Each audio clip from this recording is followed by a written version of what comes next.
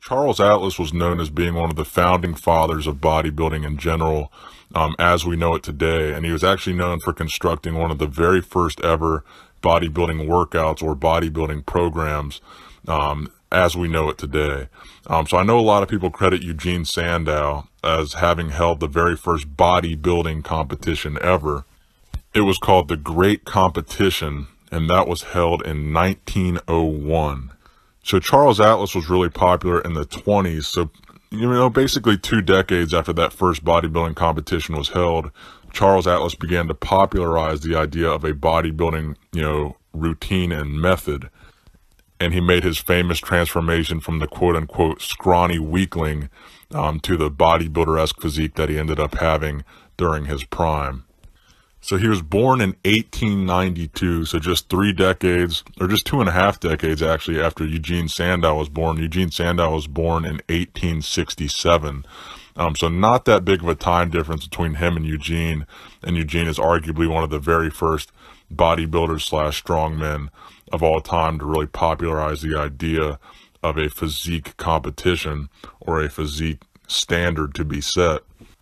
So obviously, being born in 1892, Charles Atlas has since passed away.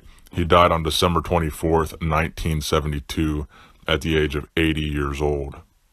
So Charles Atlas got his start with a competition called the World's Most Beautiful Man competition. It was a photo contest where you would send in your picture, and this contest was sponsored by Physical Culture magazine.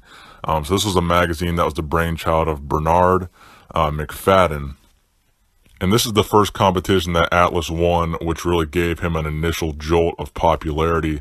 And there's not an exact date on this competition, but it was sometime before 1922, because Charles Atlas would also compete in another competition held by the same promoter that was called the World's Most Perfectly Developed Man in 1922, and that was a follow-up competition to the first competition. So less than 2 decades after the first quote-unquote bodybuilding competition held by Eugene Sandow in 1901, that's when he entered the World's Most Beautiful Man. So again, for those of you who don't know, the 1920s predates all of the major competitions that you can think of today as classic bodybuilding competitions. The Mr. America, the Mr. USA, the Mr. Olympia, the Mr. Universe. None of these things existed in the 1920s. It was really in the 1930s that these things started to come to fruition. I believe with the Mr. America being one of the earliest of all of them. So getting back to this World's Most Perfectly Developed Man competition, this was actually held in Madison Square Garden.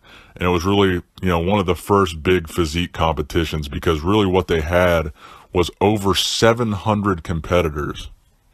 775 to be exact. And the panel of judges was doctors and artists.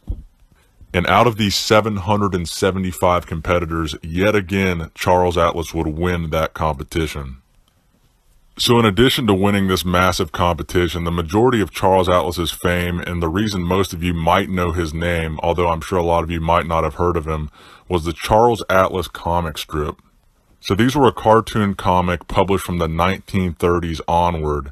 They were in comic books, newspapers, magazines, etc. And it was based around the idea of this, quote, 97-pound weakling that was bullied. Then he would go home, he would start working out, following a bodybuilding routine. He would come back all muscled up and then beat up the bully. So that was kind of the theme of this comic. He was also known for coining the term and the concept of dynamic tension style of training. This is a self-resistance exercise method which pits muscle against muscle. They kind of tense the muscles of a given body part and then move the body part against that tension as if a heavy weight were being lifted. So that's kind of one of the concepts that he came up with and coined. And he was pretty well known for that as well, although not many people bought into it, or not as many people bought into it as he expected. But then it wasn't until the 1950s where his business really started booming and the dynamic tension method did in fact take off. It had been translated into 7 languages. There were ads for it in more than 400 comic books and magazines. They had about 40,000 new recruits to their method in terms of pupils each year.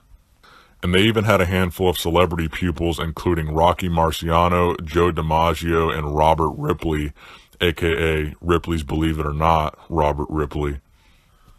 So a lot of people really credit Charles Atlas with really creating the initial interest in fitness and really catalyzing the whole fitness boom, quote unquote. And actually the year that Charles Atlas died, that was the year that Arthur Jones introduced the first ever Nautilus exercise machine. And I made several videos on Arthur Jones. And he was a, he was a real fitness proponent in his own right, and he really catalyzed a lot of new innovations in the fitness world himself. But Charles Atlas was really one of the old school guys that pioneered a lot of things that a lot of people hadn't talked about before. So I thought he definitely deserved his own video.